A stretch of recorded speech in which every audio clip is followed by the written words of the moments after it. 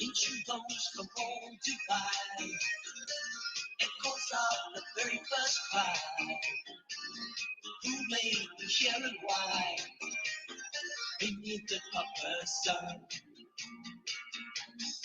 African idea, African idea. Make the future clear, make the future clear. And we are gathering South Africa, oh, you and I. We run alone to Venezuela, beneath the copper sky. And we are scattering South Africa, journey to the sky. Far below we live forever, dreams of what we were.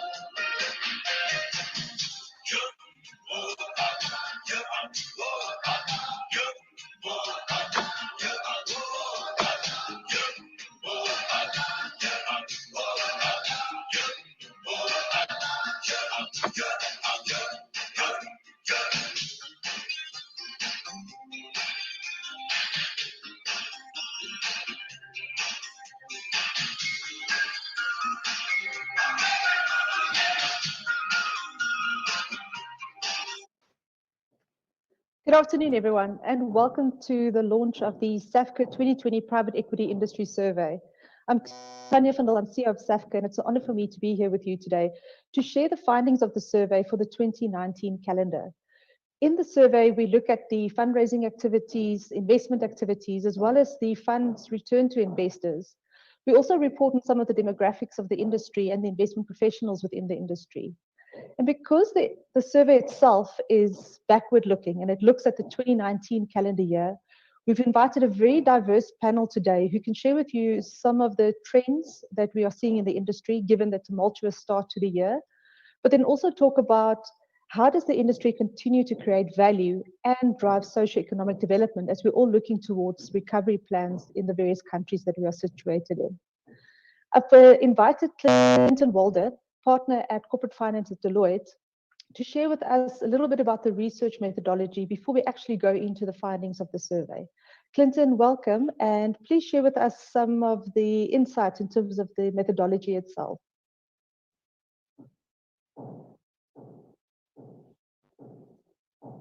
Okay, Clinton, if you can just unmute yourself.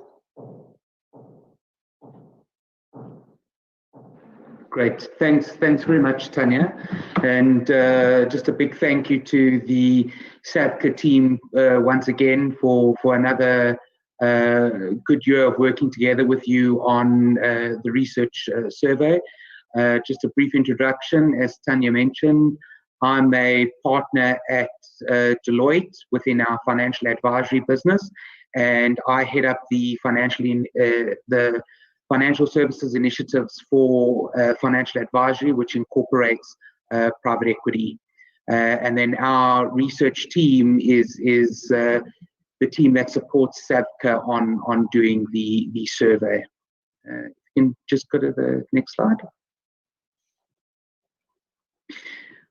So this is the 20th SAVCA Private Equity Industry Survey. And this is the third year with Deloitte as the research partner. As I say, once again, thank you to the SAVCA team for a really good year of working together with you. We value our partnership with you, and just once again, another really good experience this year. In terms of the survey, it does focus on the Southern African market and is based on responses from private equity participants across Southern Africa. So what I will just discuss in the next couple of slides is really just the research methodology that's used to compile the survey. Next slide. So as I mentioned, this focuses on Southern Africa and private equity participants from the Southern African market. Deloitte runs the survey by collecting survey responses We then aggregate it and then interpret the data that underpins the 2020 survey. It's very important to note that all data that's submitted is kept strictly confidential, and very limited Deloitte staff actually have access to this information. So it's really only the responsible analysts who are collecting and compiling this data that have access to it. So neither SAVCA, the subcommittee, or any of the other Deloitte directors or staff have any access to the underlying raw survey data. And once we have completed our research, this is all then placed in custodianship with a legal firm. Next slide. So the principal source of the information for the survey is the survey questionnaire that was sent to a number of people on this call.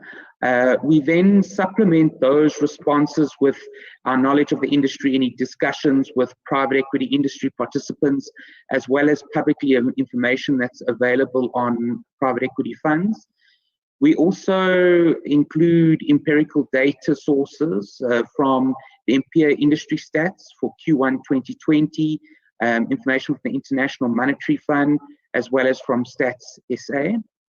I think just specifically for the 2020 survey, our questionnaires were emailed to fund managers that represented 112 funds, and of these, 50 fund managers represented 101 funds.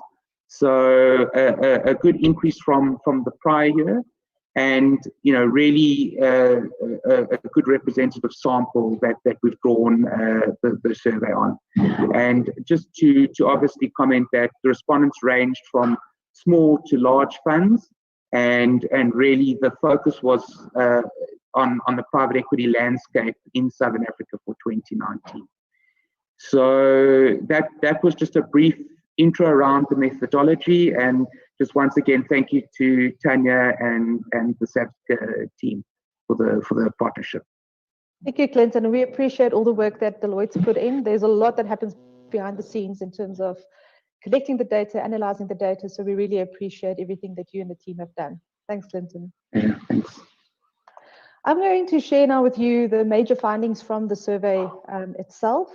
We are going to look at some of the highlights. After I've presented the highlights, we will share the link to the actual report with you in the chat box. Also, if you have any questions about the methodology, about the survey itself or the numbers, or if you have questions for our panel, please feel free to use the QA function to raise your questions, and to use the chat function to make any comments or add anything that you would like in terms of the conversation that takes place. In terms of the survey itself,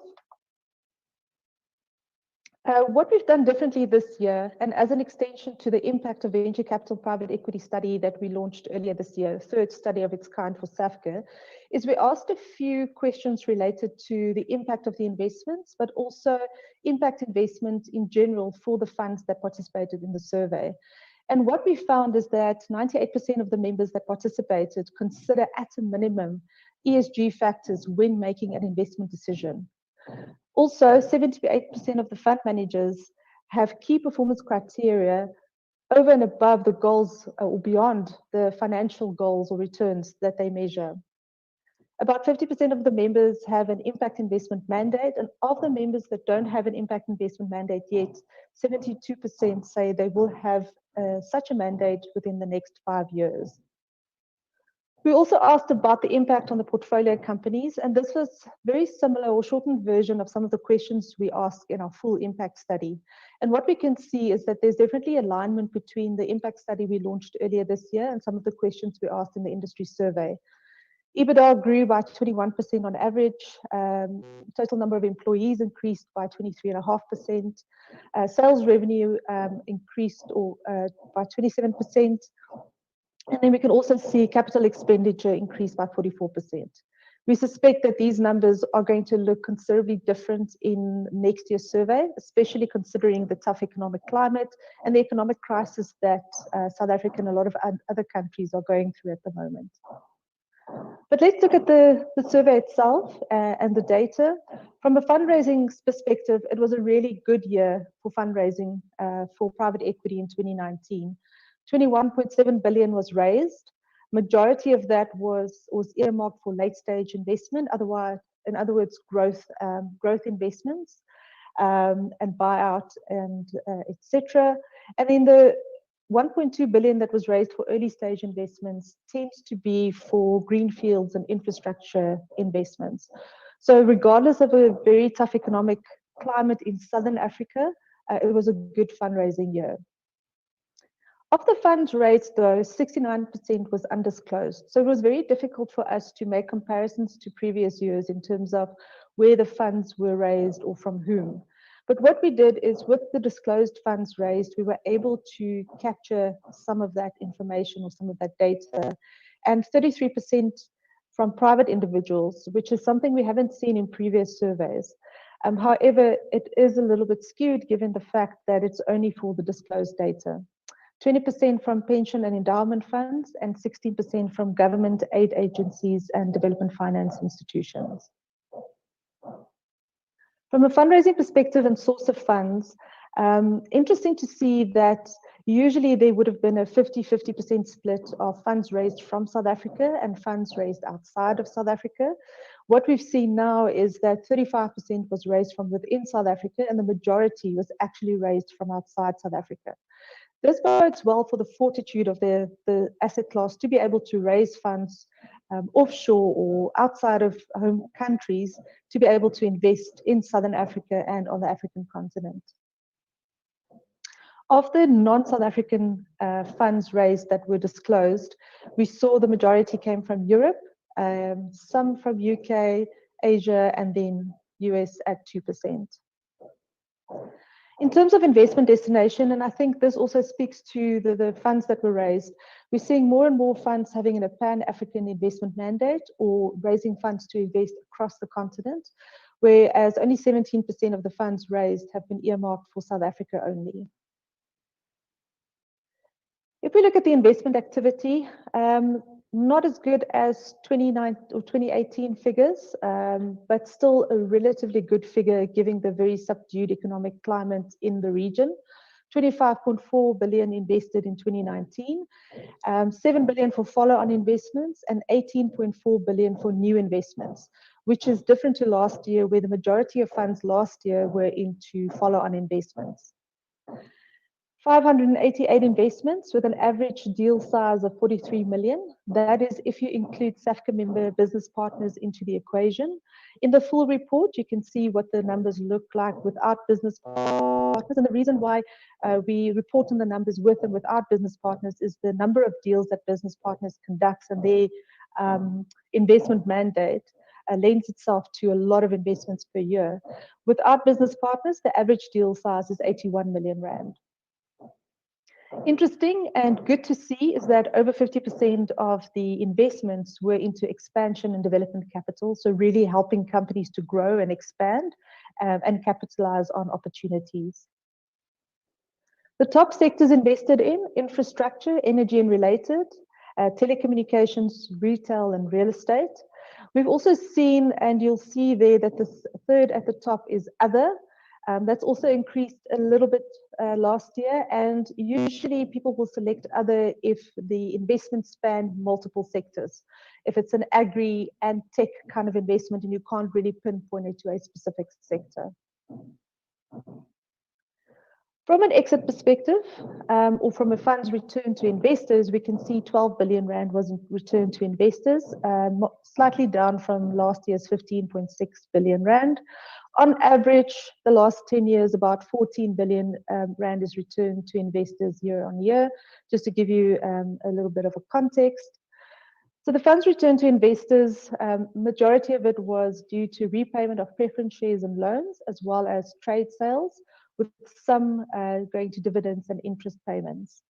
If we look at the exit itself and the disposals, there were 79 disposals totaling 5.3 billion. And again, we can see trade sale was the most popular exit route in the Southern African market. And it has been the case for majority of the past 10 years. In terms of funds under management, the funds under management has increased considerably from last year's 171 billion to 184 billion, but this is also due to the fact that more fund managers completed the survey. So it's good to see that we have a bigger fund under management pool for SAVCA members, with 32.5 billion for undrawn commitments and available to invest. It does speak to the 9.2% average compound annual growth rate that we've seen since we started the survey. And what's also interesting is that we're seeing a slight reduction in the number of fund managers that have a generalist mandate and more industry-specific mandates, such as infrastructure, and 26% of our members have an infrastructure mandate. What was also interesting to see and report on is the transformation in the sector and the transformation and the change in the private equity professionals in the industry as well. If we look at the SAVCA member composition itself and their own Black economic empowerment levels, we can see that over 60% of our members are between a level 1 and level 4, which is good for the industry and shows growth and transformation in the industry itself. However, private equity also plays a role in transforming the companies that they invest in. Here we can see the investments made by SAVCA members in 2019 and the composition of the BE level of the companies that they've invested in. But for me, it's not only important the BE level of the company you're investing in, it's also what the BE level is once a private equity firm has exited.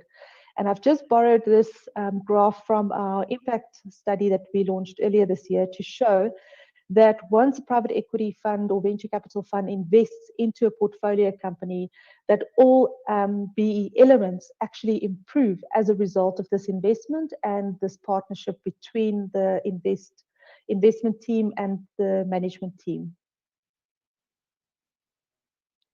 From an investment professionals perspective, the gender composition is still very similar to previous years, 28% female, 72% male. So there's still a long way to go for the industry to be a bit more diverse when it comes to a gender perspective.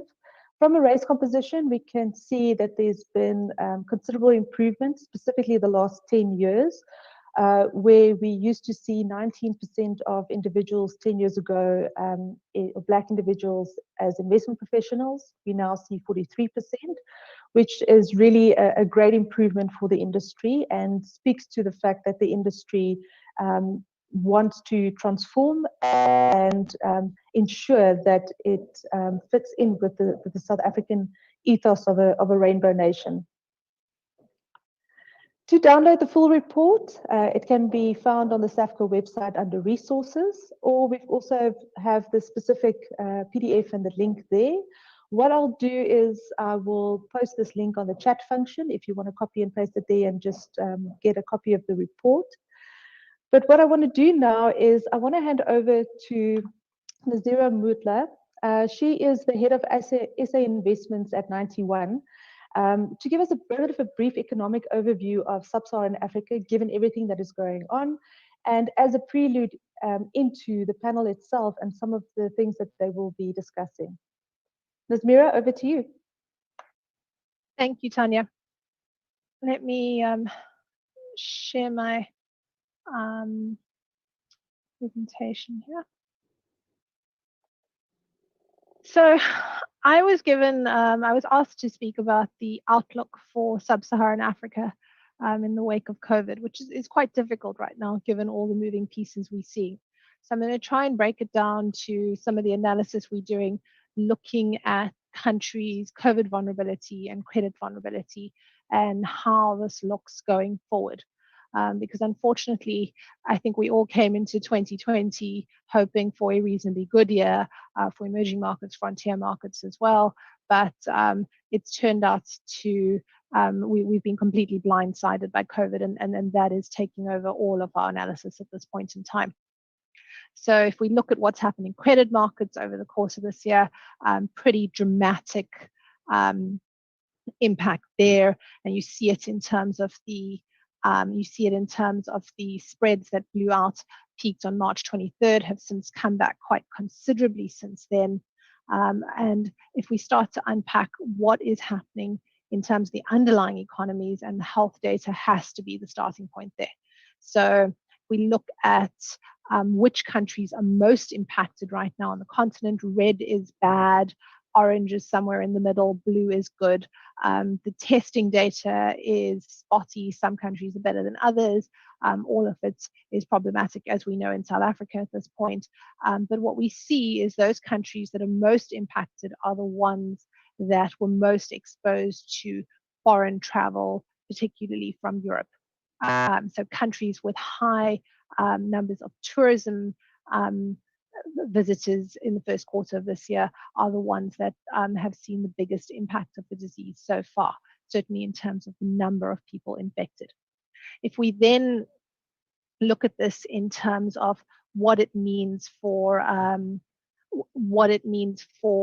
vulnerability, up on the screen is the IMF vulnerability panel, and they look at a range of metrics, and what they end up with is that the countries most vulnerable are actually the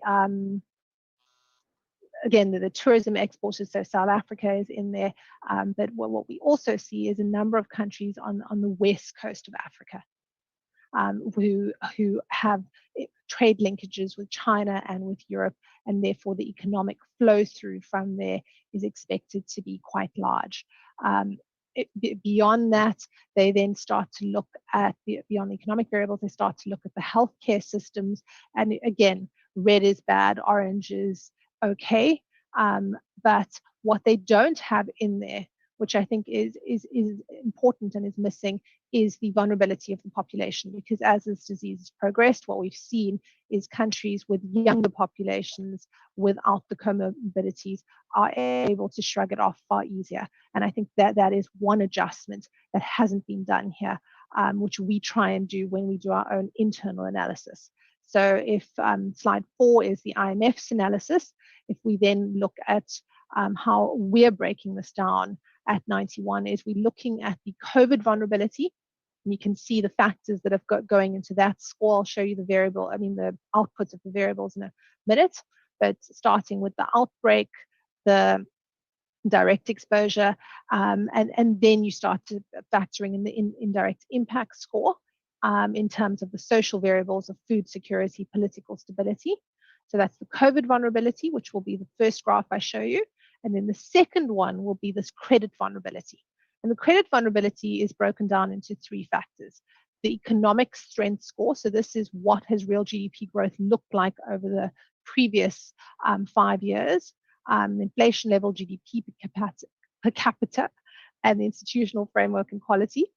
And then the second broad factor is this external vulnerability. How vulnerable is the country to sudden shocks in inflows? The current account comes into that. The external debt levels also play an important role. And then the third factor is a fiscal strength score. And on the fiscal strength score, it's not only the level, it's the trend over the course of the last 5 years.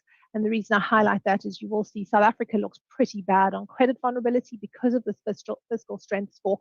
And it is purely because the trend over the course of the last 5 years has been so worrying. So let's look at the COVID vulnerability score first. What you see there is countries that look better on the left-hand side, Kenya, Uganda, Ethiopia, all coming out with relatively low outbreaks going in, but also the direct vulnerability in terms of their population composition, in terms of age, in terms of comorbidities is relatively low, and then the indirect impact is also more contained. Countries on the right-hand side are more vulnerable much more vulnerable to the virus. South Africa is somewhere in the middle there. The direct vulnerability actually is okay. It's the indirect vulnerability that's, in terms of the trade linkages and tourism flows, that is greater. If we then look at the economic vulnerability, you can see there are some countries there that were in the same place on the previous graph, Zambia and Angola on the worrying side, Ethiopia on the positive side, South Africa here further towards the right-hand side of this list because of that fiscal strength score. The dark green bars are the fiscal strength scores. And we know that there has been a sharp deterioration in the fiscal metrics over the last couple of years. Originally, I didn't have South Africa in these graphs, and Milani came back to me and said, please put South Africa in so we know where it ranks. So here we go, there's the full set. We put this together now. It's the bubble graph. So some people love these and some people hate these, but it puts all the information together. Ideally, you would want to be in the, you would want to have low credit vulnerability. You'd want to be above the line, and you would want to have low COVID vulnerability as well. What you see, and actually low COVID vulnerability, is on the right-hand side. So the top right-hand quadrant would be ideal. So you see Ethiopia ranking pretty well on this. Namibia also looks okay. But again, South Africa is somewhere in the middle, and Ghana, Zambia, Angola in a more worrying situation. Kenya looks pretty good on their Kenya's, and Rwanda pretty much close to South Africa's space. So the bubbles, the size of the bubbles is the interest cost of a country to the country's revenue. So the bigger the bubble, that is an added layer of concern in this environment. So something else to just bear in mind. But I think what we take out of this is there's a wide dispersion in terms of the continent's key economies' ability to deal with COVID. And we see that both in terms of the COVID vulnerability, but also in terms of the credit vulnerability, which was the situation they went into this crisis in. If we then look at the growth outlook, both of those things feed into the growth outlook going forward. And what we see is that the pale pink bars are the 2020 forecasts. And there aren't that many countries expecting a contraction this year. South Africa, the biggest contraction expected at 7% contraction. Globally, developed markets expecting big contractions, but Namibia, Morocco, and Nigeria are your other three markets expecting to see GDP contract this year. The vast majority of the other countries are just seeing a sharp slowdown in growth this year. So much weaker than expected, but so far no contraction expected. And then as you go into 2021, the general expectation being built in is for nice bounce backs in most of these countries. South Africa also expecting a nice bounce back, but weaker than we expect in Cote d'Ivoire or Rwanda or Kenya, for example.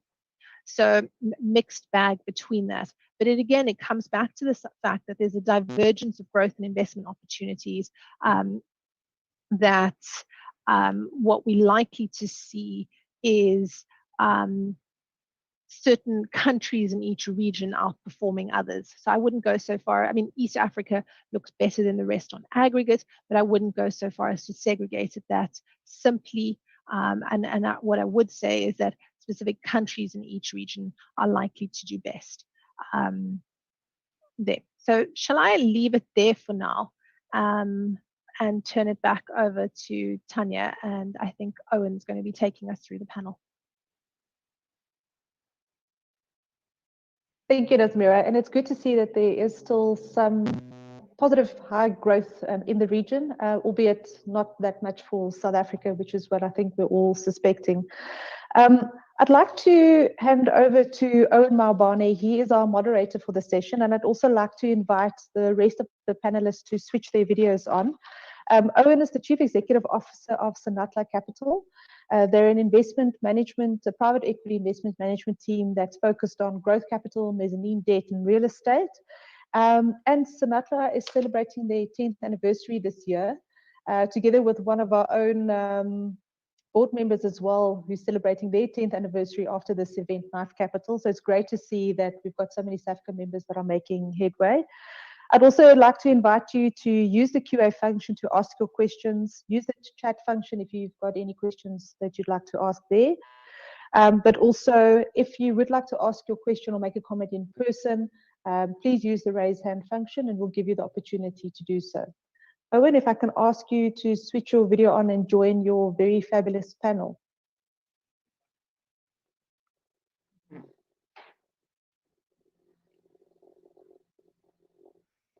Hello, Tanya, can you hear me? We can hear you. We just can't see you yet, Owen. Let's try the video again.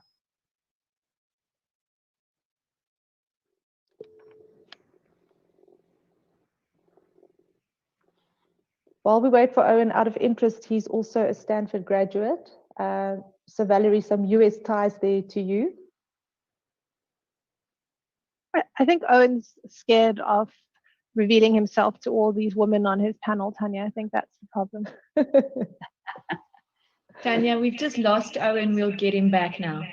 Okay, perfect. So maybe while we wait for Owen, if I can, ladies, if I can ask you to just briefly introduce yourself, who you are, where you're from, and what your role, the role that you fulfill within your specific organization. Nazmira, maybe if you want to add something to what we've already said in terms of the introduction. So I look after the South African investment team at 91, but included in that is a lot of what we do in the private credit space. So the Emerging Africa Infrastructure Fund, very involved in providing debt to infrastructure projects across the continent. And then Simon Howie's very successful Credit Opportunities Funds, which and then Stephen Loebsch does the Africa Credit Opportunities. So I think we're on the debt side of the private spectrum more than the equity side in this discussion. Thanks, Nazmira. Valerie, if you'd like to introduce yourself. Sure, thank you very much. I'm really happy to be here. My name is Valerie Mosley, and I spent most of my life as an investor. I was a partner at Wellington Management Company, which is a $1 trillion asset management firm located in Boston, but with offices around the world. I joined without video, so I'm struggling to get in with video. Owen, you might want to mute yourself while you're trying to get your video on. Okay, he's muted. Happen. I'm really excited to be a senior advisor to the MEDA advisory team. And in that role, we help institutional investors focus on Africa. And over the last 3 years, over $1 billion has been invested in African asset managers. And I'm really happy to be here. We're happy to have you. And we also hosted a delegation of MEDA advisors and team at our SAVCA conference earlier this year. I think we were one of the lucky ones who could still host a conference. So it was great to have them with us. Thank you, Valerie. Thank you for joining us. Naya, over to you. Thank you, Tanya. My voice is a little bit croaky today, and I apologize for that. I'm having a bit of a cold, but I wasn't going to miss this session for anything. Good afternoon, everyone. It's very exciting to be here. I'm delighted about the panelists that I'm going to be on the panel with today. I'm the managing partner at Maya Capital Partners. We are a large impact fund, which has just recently launched as one of the post-COVID recovery measures that we'd like to propose to the economy. We are raising a 3 billion rand fund, which we would be investing through mezzanine debt into social infrastructure. And I think I'll talk more about that into the panel itself. Thanks, Tanya. Thank you. And Lizette, from your side. Hi, I'm Lisa. I am principal at Petisa. Formerly, I've been in corporate finance at PwC. And before I joined Petisa, I spent a bit of time in venture capital, which was very interesting. So Petisa is a sector-specific fund manager. We have 3 private equity funds under management, 2 of which I'm focused on, the Africa Agriculture Fund and the Petisa Food Fund 2. The Africa Agriculture Fund has invested in 8 portfolio companies across the continent. We've exited 3 of those, and we have 2 interesting new investments in our new fund. Thanks so much for the invite, Tanya. It's a pleasure. And while we're waiting for Owen to connect, ladies, the topic today is about creating value whilst driving socioeconomic development and economic sustainability. What is your personal views and particularly your firm's understanding of the value context and how it's measured? Anyone can take that.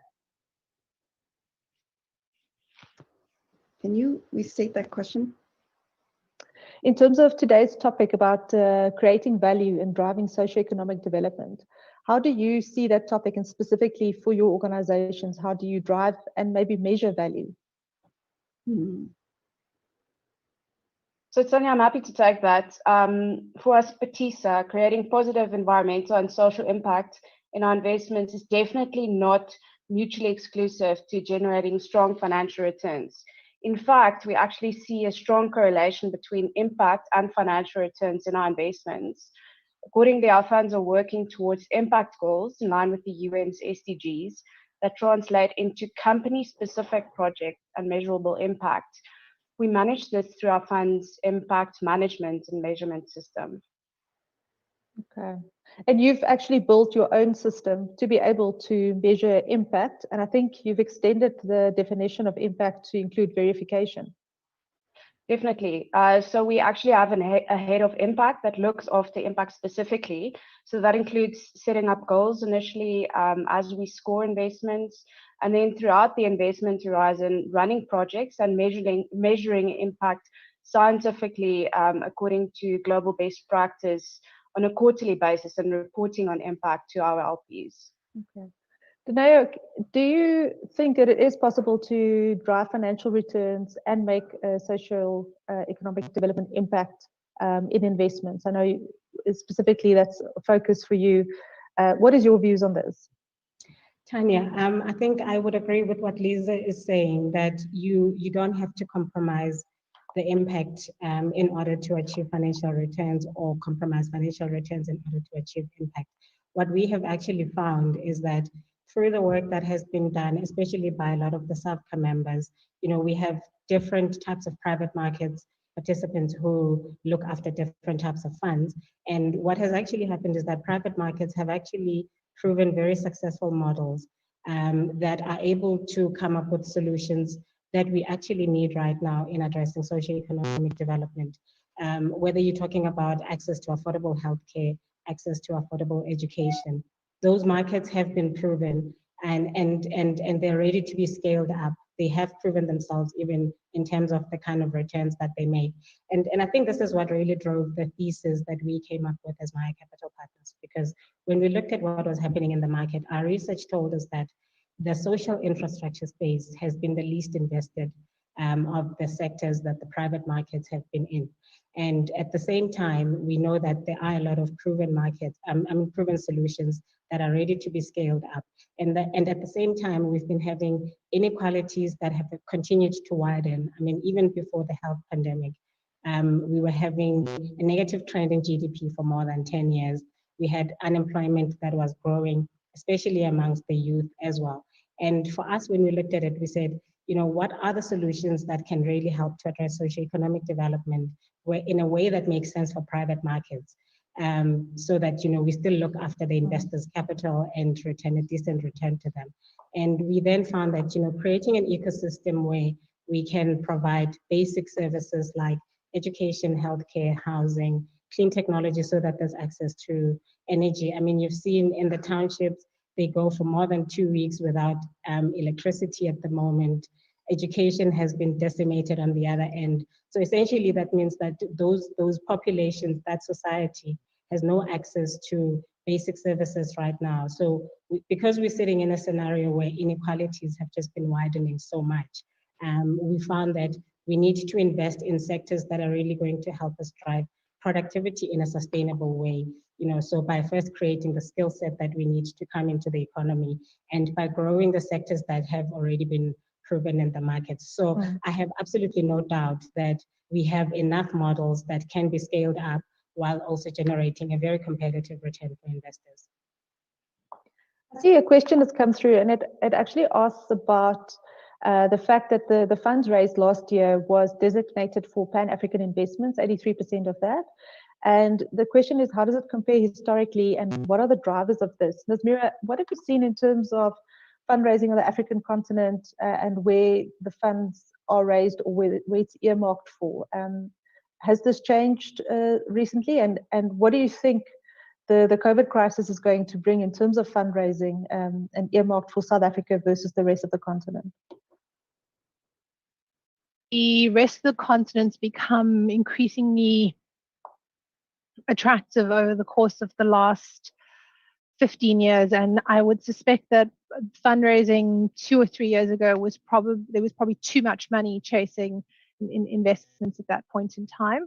But I think what we're seeing with COVID is almost a halt to decision making. So it's not about attractiveness at this point in time. It's about processes at potential investors just grinding to a halt through this period. And I think what we're going to get on the other side of that is a renewed interest. So given what we're seeing happen in developed markets, credit markets specifically, if we think about private credit in this space, African private credit is going to look relatively more attractive as a result. And the entry point is going to be more attractive. So we would expect investor interest to return as we move into the fourth quarter of this year. And we think that potential investment opportunities are going to be broader. I think what we should also bear in mind is how we get the sector focus and that interest in infrastructure is going to grow. This whole green climate change that's happening is making infrastructure funds more and more attractive. And it's migrating from just energy into towards water and towards other areas as well. I think the bit that we need to crack in terms of the broader infrastructure space is the stuff that Danawa was talking about, is we still struggle to get to raise funding for social infrastructure on the continent outside South Africa. And I think that is a real next opportunity. Valerie, from your side, do US and European pension funds and endowment funds still have an appetite to commit capital to sub-Saharan African funds? Or are there particular regions, investment themes, sectors, or instruments that are more favorable to investors from the US or Europe? I think they are. I would say that if you look around the world, and certainly in the United States, there's certain things that investors are looking for. One is income. So in the income area, and that's not typically private equity, but there's much more income throughout the continent, and there's a lot of interest in that. Also, if you look in the US markets, the stock market, most people would say, is overvalued. The yields are extraordinarily low. So in order to meet the actuarial assumptions of most of the pension funds, which range around 7%, 6.5% to a little more than 7%, you have to go into alternatives. And quite frankly, having the ability to go into asset classes that have low correlation, 1, 2, higher returns, is much more attractive. Not to mention, if you think about where you are on this impact curve, you're much further ahead in Africa and sub-Saharan Africa and in South Africa than most people are in the United States. So I think that there's a wave that can be that we can ride, and that's coming from a lot of different places. One is that increasingly, if you look at the CAGR of the growth of investments in the impact space, it's gone up over 16%, and in some subcategories over 20% in the last 5 years. That's huge. There aren't too many other industries where that you've had that sort of growth. So there's more interest. As you mentioned on your study, you have 50% of your investments are going into impact. And this is where the pension funds are. We're much further behind you, which means that there's real opportunity. So I think that the combination of the fact that there's low correlation, there are high returns, low correlation to US assets, there are high returns, and a really strong graph we saw from Standard Bank team is the extent to which the expected returns, even in the face of COVID, for Africa is so much higher than developed markets, then the Middle East, then Mhm. Latin America and the Caribbean. So if you just look at the GDP versus expected in Africa, throughout Africa, in the private and alternative markets, vis-a-vis developed markets, vis-a-vis the US markets, Middle East, and Latin America, it's so much stronger. And you want to invest where the demographics are attractive, which is definitely the case, and where the growth is expected to be higher. So I think that's a real opportunity. Thank you, Valerie. Lisa, there was a question that came for you in building of what Valerie said about our region actually being ahead when it comes to impact investing. And we saw from the survey that 98% of our members at a minimum consider ESG. And the question that came through is whether, as Patisa, if ESG wasn't a requirement for your LPs, would you still pursue and measure it? I suspect I know what your answer is going to be, but if you can answer that. And then also, what are some of the most important metrics that you do measure, and if you can give some examples? Thanks, Tanya. So, I mean, our funds definitely invest for commercial financial returns, but impact is very much part of our DNA. This includes social and environmental impact. So just to answer the question whether we would do it if our LPs didn't ask for it, I mean, actually, we were one of the few funds that started applying blended capital principles 10 years ago, before LPs started asking for it, through a separate technical assistant funds raised alongside our private equity funds.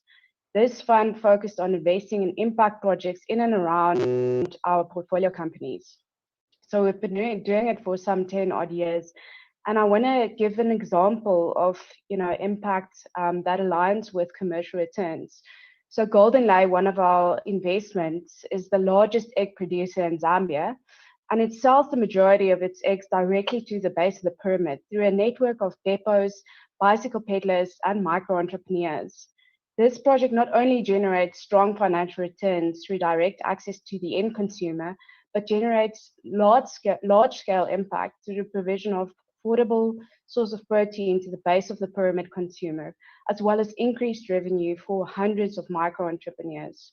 In terms of key measurements, Patisa is all about feeding and housing Africa. So we measure all the SDG related targets.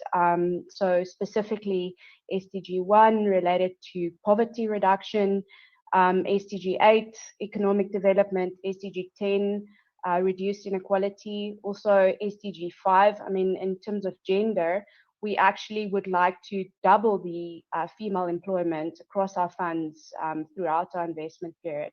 And then obviously food security. So we definitely follow the UN's SDG approach. Okay. And it's good to hear that your metrics are aligned to SDGs. And I know that Patisa has identified, as you said, specific SDGs. Now I want to come back to fundraising. And I know that you guys are fundraising at the moment, but can you tell us a little bit about why you think the fundraising figures last year is higher, and what the current fundraising landscape is like for funds that are raising? Tanya, I think that, because for a while now, you've seen that I think there was very little deal flow, and there was a lot of impetus coming from the private markets wanting to come in and impact the economy. For some reason, there's been this gap in funding that we have found in the market for quite a while. And I think that is why that a lot of people were resorting towards raising their own funds so that they can try and address the gaps that they see in the market. And similarly, that's what has happened with us. What we found is that from our involvement in the various sectors that we have actually themed to be where we want to invest, there's always a gap between the equity that is required and the senior credit that typically banks are prepared to provide into the investments. And as a result, we've then crafted our investments to largely be around MES instruments so that we can help to unlock the equity gap that we're seeing in the market, right? And that's then also going to help us to ensure that we're able to scale up the impact of businesses that have already established and have proven models that are critical in the sectors that we have prioritized. So, I think the value proposition is really what the investors are looking for, and they're also looking for differentiation. So what we have found in the capital raising market at the moment is that, because we're going through a crisis at the moment, then, investors want to know how you deal with downturns in economic cycles. So what kind of experience does the team have to actually navigate those kind of cycles? And in addition to that, what is different about your offering that is actually going to help unlock the ecosystem? And, that resonates very well with us, because we think that given the activity that private markets have already attained, such as the likes of Patisa and many other members of SAVCA, there is actually a lot that we can leverage on to just help catalyze a much more accelerated pace in addressing socioeconomic development if we bring more varied products that are actually going to help, the broader set of financing instruments that we have as private markets. Because I think a lot of us would also be aware that commercial banks are also being a little bit restrictive now about the lending, because there's also a lot of concern. They've got to manage liquidity, and that's important, right, for the stability of the financial system. Now, that then basically directs a lot of the interventions toward private markets to say, what is it that we're going to be able to do as a collective to support this ecosystem going through this crunch where there isn't enough capital that's going to be coming from the traditional sources. And I think it's just that variation in how do you want to fit into the ecosystem of helping the economic recovery that is basically going to help all of us to define what is collectively going to enable us to realize the socioeconomic improvements that we urgently need to see in the system. Thanks, Tadeo. Dean Cunningham, I see you've asked a question in the QA box. If you could just unmute and maybe ask your question in person. Yeah, sure. Can you hear me properly? Yes, we can. I mean, one of the things that, the private equity market has been, and I say this in inverted commas, scared of, is investing in the commodities market per se. If one looks at the next couple of years, I think the talk is generally that infrastructure is going to be a focus of many countries to stimulate their economies. Africa in itself has abundance of commodities that are relatively underutilized, or we mine them and we load them on ships and we put them to international destinations where they convert them into products. My question is really this, is that if we are going to go through a massive urbanization and infrastructure development strategy, Africa, at the moment we've got 1.2 billion people, and the suggestion is that by 2050 there'll be 2.4 billion people on Africa. Urbanization infrastructures can be very important for us. Why should we be bringing in steel and cement and the likes of these commodities, etc.? And why are we not being involved in the greener side, which is car batteries? Most of the stuff, lithium, cobalts, PGMs, and all of those commodities are found here. But we continue to export these out of the country, out of the different countries in Africa that we can find them. And the ability to raise capital to go and do these things from particularly this sector of the market is very difficult. Do you think that there's going to be a change in sentiment as we go forward? Because if you're going to invest in infrastructure, you've got to have the steel work and you've got to have the cement to do it. And we're desperate for jobs in Africa. We're desperate to create an environment where people can prosper and grow. The opportunities are there, but we just can't find the capital. So that's my question. Ladies, anyone want to take that in terms of investment? If we want to see infrastructure investment, will we look at other kinds of industries like commodities, or investing in more downstream kind of activity? Any feedback or appetite there from you guys? I can add our viewpoint in that certainly in our infrastructure fund, we have always looked at what we call manufacturing required for infrastructure as part of a package. So we've invested in cement plants, we've invested in steel producing, steel pipe producing as part of the broader infrastructure remit. So I tend to agree with Dean that I think the producing the components of infrastructure in a African context is actually really important if you're going to see a big infrastructure boom. I think the more interesting question, which I don't actually have an answer for, is whether you can see this extend all the way to mining, where you invest in digging the stuff out the ground. I know that we in our infrastructure funds we don't include mining, but in our credit funds, our long-term credit, we would definitely look at mining projects. But I think the time horizon for greenfield investments in that space is very long. So you almost need to be able to take the same time horizon that you do for an infrastructure project, which is perhaps one of the challenges there. Thanks, Lizmira. Valerie, I wanted to come in here because Media Advisors, the focus is on infrastructure projects on the African continent. What is the appetite for infrastructure specific, or is there a broader appetite to private equity? And what is some of the investment activity that you're seeing in the US versus follow-on deals and new deals, etc.? So there is an interest in infrastructure, but I want to make sure that I'm really transparent on also the risk. And one of the risks that present themselves has to do with commodities and currencies in particular, not commodities, but currencies. So if you look at some of the returns that are coming out of Africa, they're really quite strong, but some of them are offset by the volatility that you see in the currency space.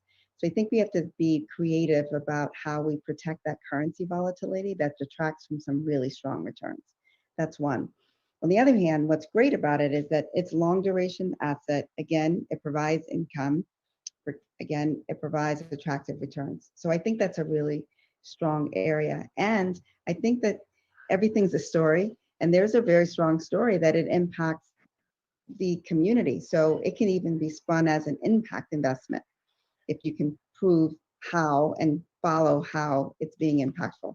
And it is.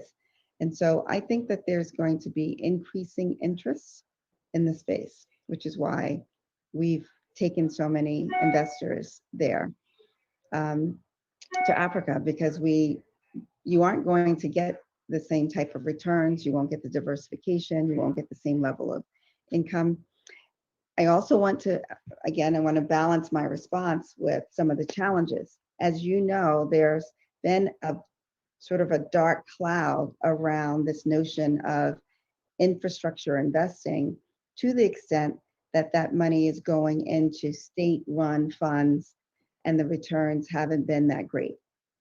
So earlier, Tanya, you asked a question around how are we thinking about impact. And in the United States, it's really interesting. There's a spectrum of impact. And so we have a very large nonprofit community that wants to make sure that some of the things that were mentioned earlier, that we're impacting people and jobs and whatever, and they don't have any expectation of returns. And then there are others at the end of the spectrum that want returns and like the fact that it's also providing income. So when we're thinking about infrastructure, I think there is less interest in the infrastructure projects that are government run, where there's perception of corruption and challenges. But in terms of the private equity infrastructure that's having an impact with community and that's providing attractive returns, I think there's real interest. Thanks, Valerie. And I think you've scratched the elephant in the room in terms of corruption, specifically in South Africa. That's really a big challenge for international investors coming into the continent. My other, yes, Valerie. Earlier, Nazmira talked about private credit. And one of the things I think is really interesting about the private credit, when you think about concerns and risk, is to the extent that those items that those companies that you're investing in, if the laws are, if you get a stamp of approval in terms of the laws, it can allay the fears around corruption, because at least as an investor, you know you're going to be protected. So I think those are some of the points that you want to bring out. The other point I'd like to make is one thing that I discovered is that the quality of the companies that you're investing in actually are stronger than many of the qualities of the companies similarly rated in the United States. That's in part because there's a rating based on the country that you're in, so that the companies operating inside of a country can't be rated higher than the country itself. To me, that makes no sense. So in your presentations, I suggest that you point that out. And if you show some of the details of the companies that you're investing in, whether it's EBITDA, whether it's growth, whether it's leverage, it's actually better than the rating suggests. And I think that too is one way when you're thinking about sharing your story to US investors. I think it's going to be eye-opening. He's here. He's arrived. Hello, Owen. We can't hear you. You're on mute.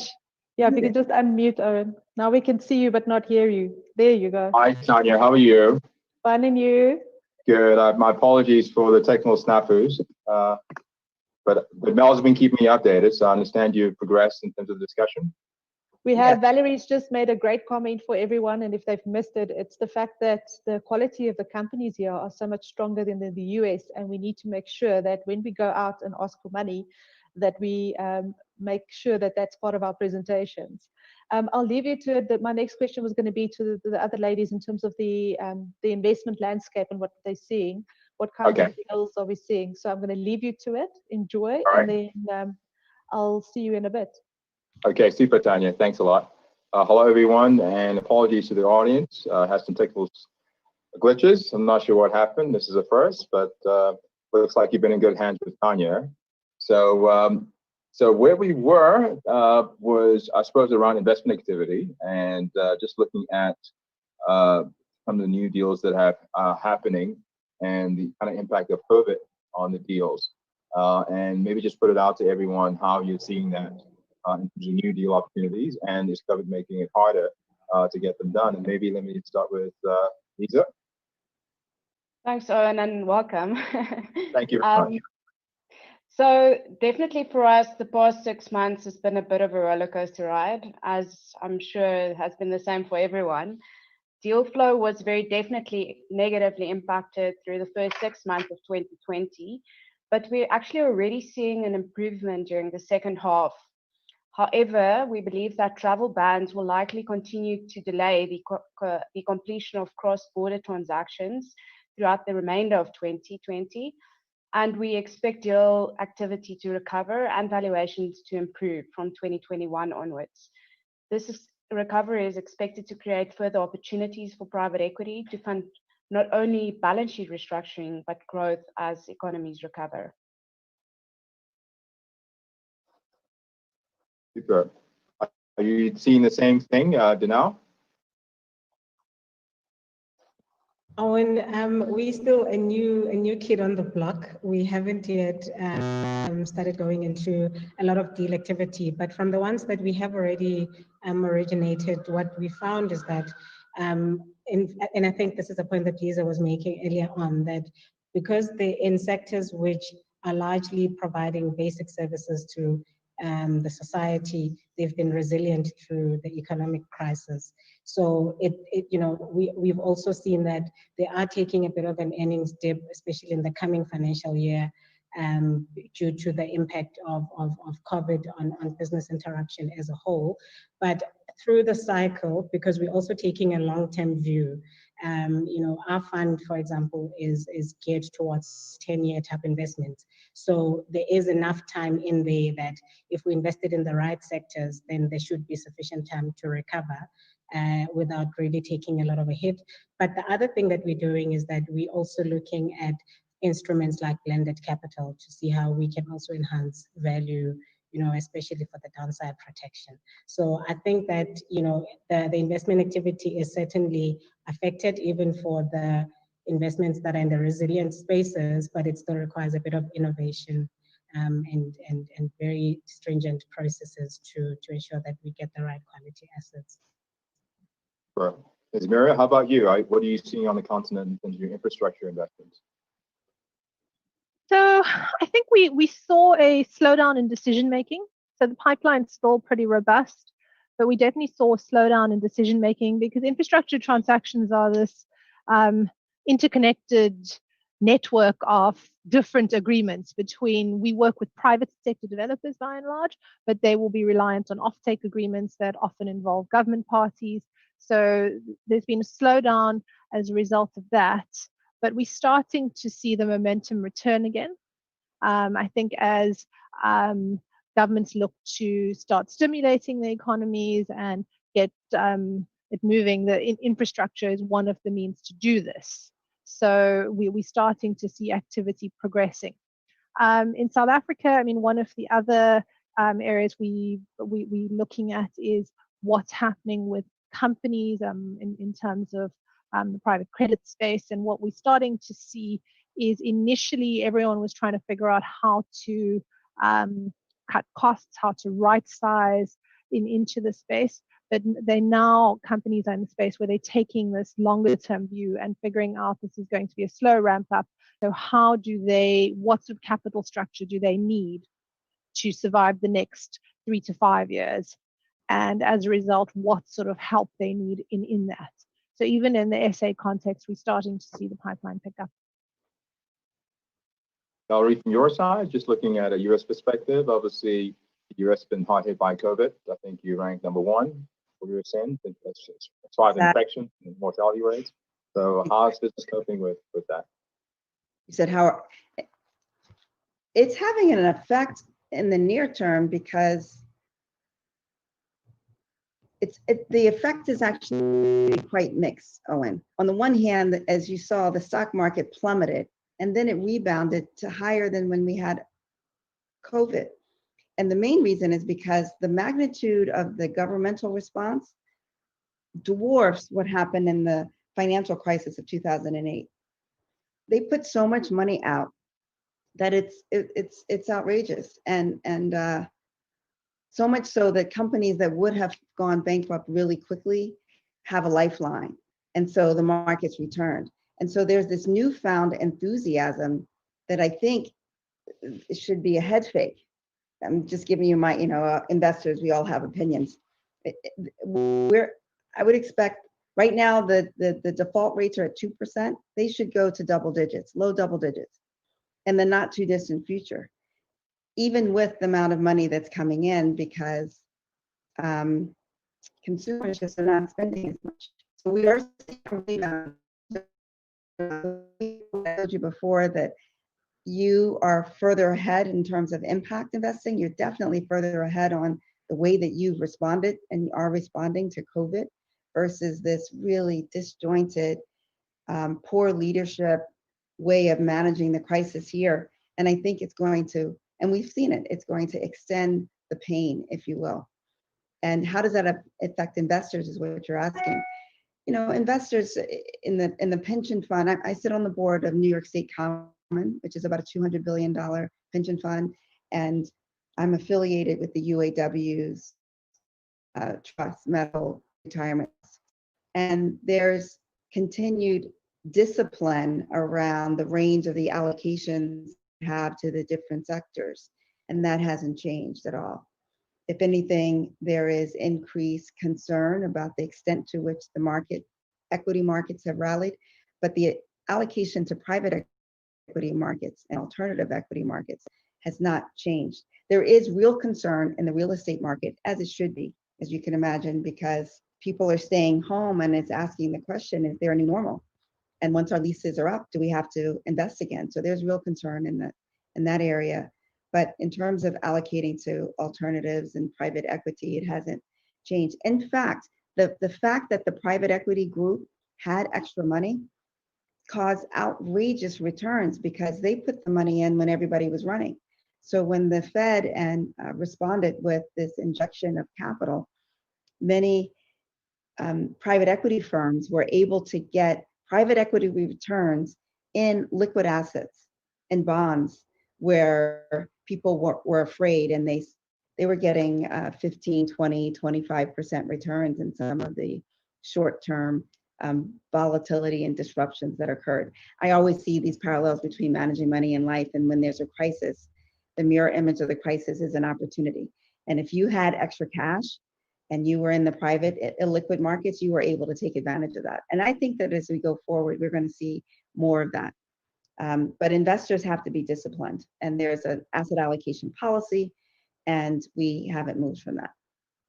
I think it's quite interesting. There's a lot of dry powder we saw in the 2019 report in terms of PE dry powder in terms of the SAVCA report. But one of the interesting things you mentioned about the US, which is quite interesting, is kind of rebounding from the kind of the crisis. And one of the areas is around infrastructure. And it was quite interesting that in terms of the SAVCA report, with the fivefold increase in terms of infrastructure. And and we also in South Africa have this kind of cyclical story around infrastructure spend that the president is trying to put forward.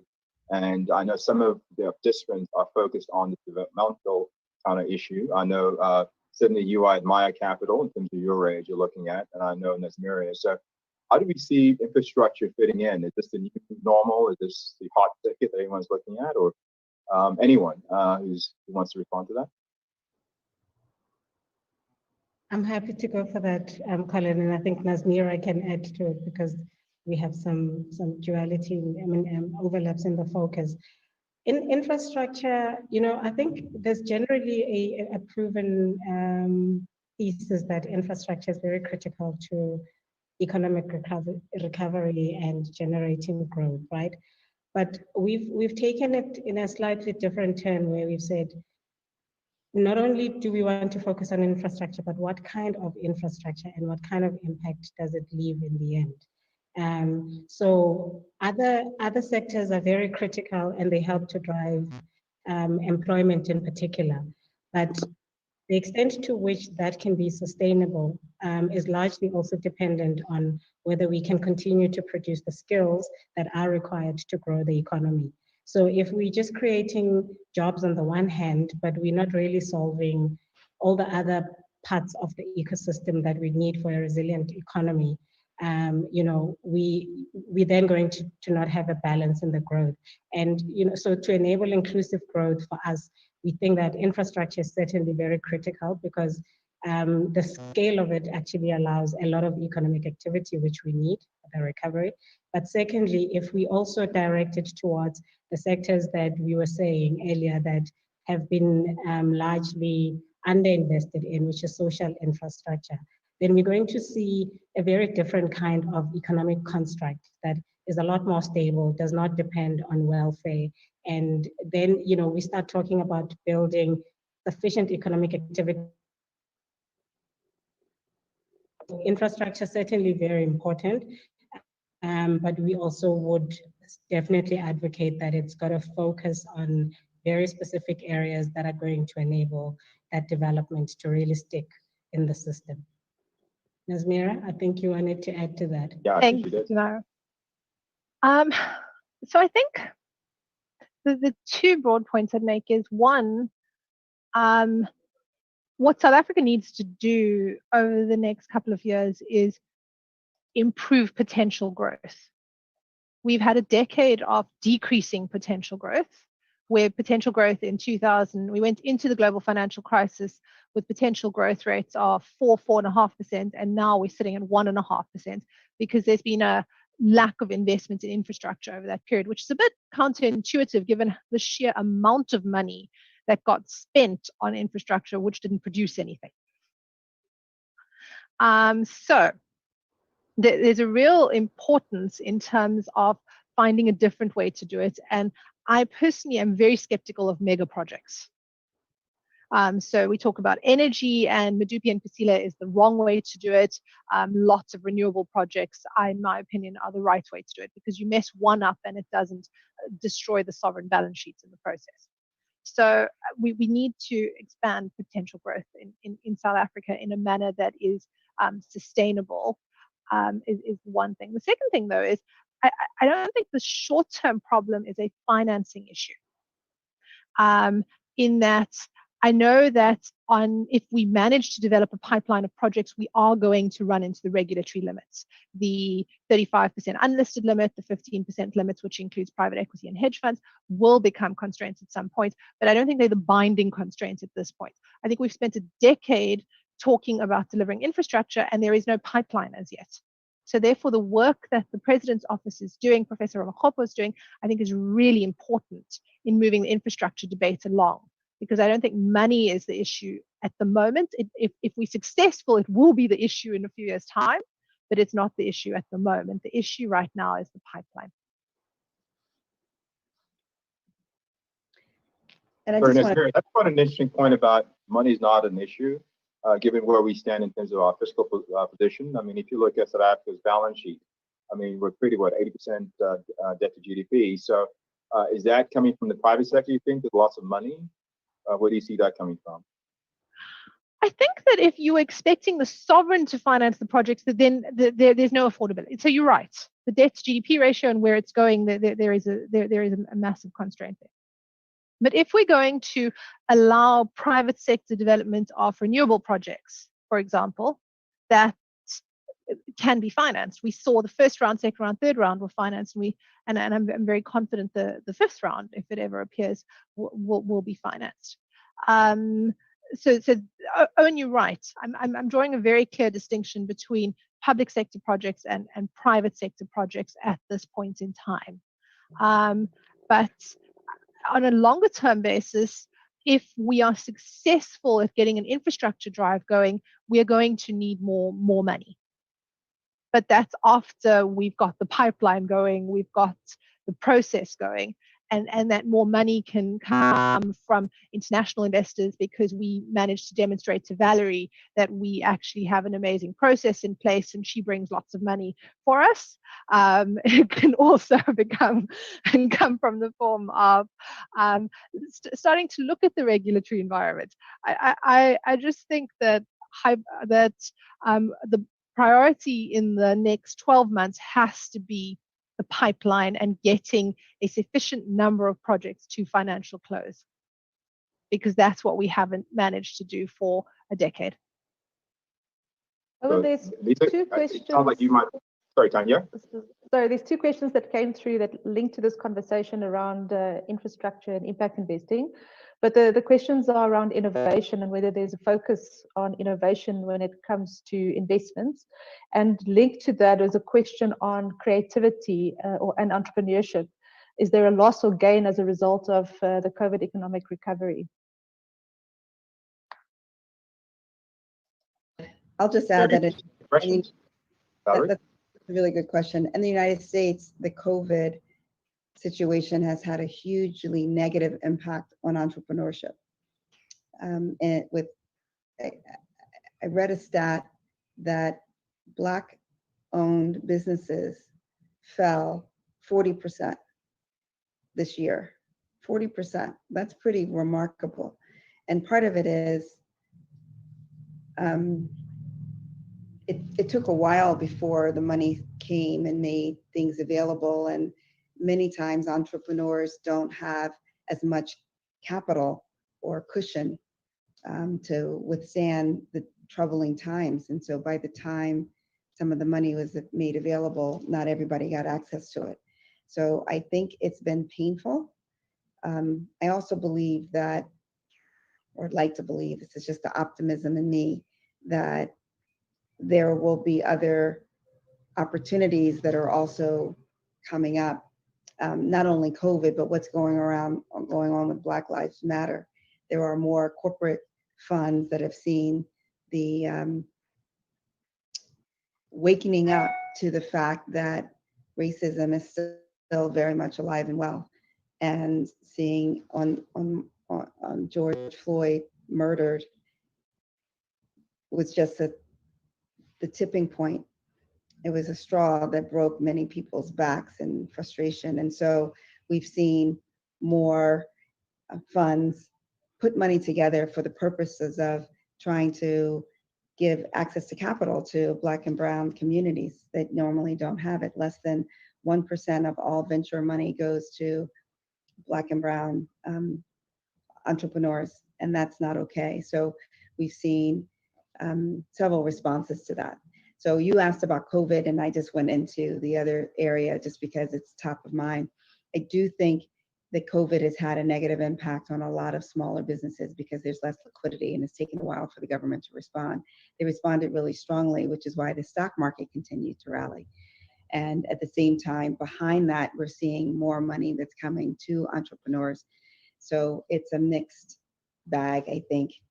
I like to think in the long run, it's going to be good because that's my bias. And there's a lot of money that's coming out right now. Very good points around innovation and VC funding. Obviously, we all follow Silicon Valley and what's happening there. I think if you look at the allocations in terms of the SAVCA mix, there's a huge allocation to late stage versus early stage. And maybe that's a subject for a more detailed discussion, I think, going forward. But I had a question for Lisa. I see that your group, Batisa, you just did a big private this year, Rolls Group, I think it was announced in February. And I thought that was interesting because when we look at exits, there's been pretty much a death of IPO. So nobody's using the IPO mechanism to exit. And it's mostly trade sales. I mean, is that the prevalent view that everyone sees in terms of exits, both in Southern Africa and in South Africa? Is that the way going forward, or IPO is going to come back at some point? So, Owen, yes, we believe that from our point of view, some of the listed entities provide an investment opportunity for us because of some lack of liquidity in the market and probably a lack of interest in some of the smaller assets. But from an exit point of view, that's our similar view. We've actually, some of our past exits have mostly been to trade players as well as financial institutions. We have not seen a successful internal exit in terms of an IPO yet. If that would be an IPO, that would probably be JSE. We haven't seen, much liquidity in some of the other markets. So we don't have a preference for IPOs at this stage. Anyone else would like to comment on exits? Not particularly. Maybe taking a different tack. One of the issues that Tanya touched on was transformation, which was quite interesting. I don't know if we had this discussion while I was AWOL, but I noticed that obviously she did mention that the gender gap between men and women within the industry still persists. There's quite a lot of room for growth. There's been some improvement. But one of the questions is, from your perspective, is gender representativity important for investment decision making and good outcomes in investments? And we've heard of a concept called gender inclusion in investments. And what does that mean? Could you unpack that? Anyone? Dinao, maybe? Thanks, Owen. We took a very deliberate direction of saying we're going to make gender inclusion an investment theme. And if you think about it, there's no sector in the economy that's called gender inclusion. But we were very deliberate that we're going to actually phrase it like that because it's cross-cutting. And I think as we're looking for solutions to resolving socioeconomic development, as we say, we've got to obviously recognize and appreciate that getting gender inclusion right is very central to that entire solution. You look at portfolios of businesses, for example, that let's say lend to micro enterprises that are mostly women owned and so on. You've just got to see from the portfolio performance and the social impact from something as micro as that to very large enterprises, what gender inclusion does. And I think the research is done, it's proven not only in South Africa, but globally on what gender inclusion means for economic growth, contribution to GDP. So we've been very deliberate about it so that it is top of mind for us that how a business is owned, how it is managed, the composition of the employees, the areas that it impacts, and how that makes a positive impact towards women, whether it's healthcare or education, and whether it's also through social improvement projects that are adopted by the investee companies. It's something that we want to see cascading through every single element of our investment ecosystem, so that we really just get everything right, hopefully, right? And then after this, we just working through a very well-oiled flywheel that is now just trading along all by itself. And for us, really, our thesis is if we don't make gender inclusion an imperative, then we run the risk of actually investing in businesses that are not going to survive the next curve. So it's actually quite important for looking after investor capital that we get gender inclusion right. And I think Lisa can probably tell you about some of the experiences she's had that already prove, how it actually adds to the bottom line of businesses. Yeah, maybe just to add, Owen, I mean, for us at Petisa, gender is very important, but we had to ask ourselves, why is it important? And for us, the main reason is because 70% of the world's 1 billion poorest people are female. So gender, and we believe that gender equality is one of the most effective ways to actually fight extreme poverty and build healthier, wealthier, and more educated communities. And that is because women actually invest up to 90% of their income into their families, compared to just 30 to 40% by men. Furthermore, in line with our Feeding and Housing Africa, we believe that women have a critical part to play in food security because they achieve higher farm yields and agricultural outputs. And all of these outcomes are intrinsically linked to achieving so many of the other SDGs.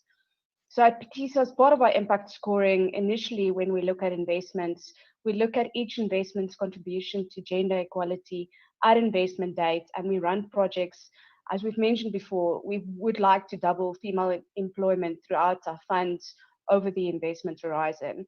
Some examples is to train female tractor drivers. We found, them to be very efficient, and very effective, and many other projects that we have across our portfolio. And I'd love to give a US perspective. Women have the power of the purse, and it's notable. They make 85% of all consumer purchasing decisions. 85%, that's huge, and account for $7 trillion in consumer and business spending. They also hold 60% of the country's personal wealth. So when you ignore women, you're ignoring a huge point, and stories matter. So I'm a partner at Wellington. We're in our investment committee meeting, and on the side, I have a conversation with this analyst. The analyst is, she's been brilliant for a long time. She makes an observation that one of the larger, this is history, so I think it's okay to share now. CVS is a very, very large company in the US that sells pharmaceutical items, and there's Walgreens. She made the observation that Walgreens board and most of their management team were all men, whereas CVS had a diverse collection of women. And as a result, the women who were involved started coming up with ideas. If you're going to serve your family, why don't you put these things that family members need in little travel packets?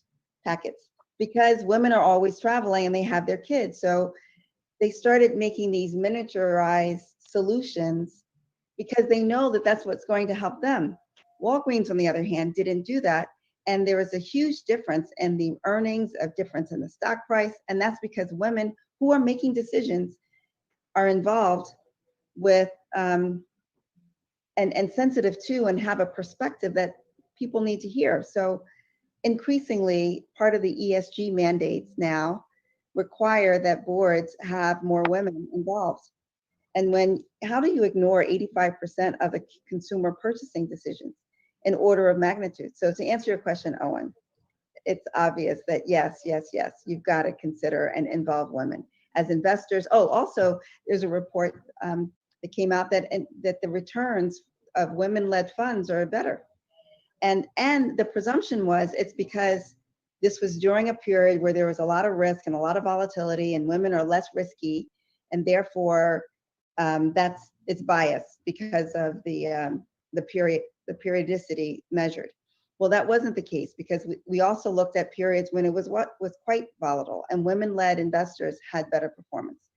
And the detail was, and I'm going out on a limb, and please forgive me in advance, Owen, and other men that might be in the room, but the presumption, the analysis of the study said that men, when you're competitive, you may want to stay in a trade longer than it suggests because the ego gets involved, right? Whereas women are apt to say, I'm out, this doesn't make sense. And I just thought that that was just interesting. So yes, women investors, women consumers. Yes, yes, yes. As a short addition, our best investment performance track record on the listed side in South Africa for a multi-asset fund is held by a woman over 25 years. Well, that's a strong note to close on. So thank you so much to our panel, to our speakers today. We really appreciate sharing your insights, sharing your stories, and also your nuggets of gold in terms of how we can do things differently and think about it differently. Owen, thank you for joining us, albeit late. It was glad to have you part of the conversation, the rose amongst the thorns. We're swapping it around. And I'd also like to thank everyone who supported us today for being here. Thank you so much. And to all of our members that participated in the survey, we can't do this without you. And to the SAVCA and Deloitte team for putting today together and for the report, we really appreciate it. We wish you all much great evening, and please stay safe and healthy. Thank you, everyone. Goodbye. Thank you very much. And is it possible, I didn't get to say that of the $1 billion that MITA brought to African investors, about 70% was in private equity and infrastructure. Just wanted to. Oh, fantastic. Thanks, Valerie. Thanks, everyone. Thanks, Tanya. Thanks, everyone. Thank you. Bye. Thanks, guys.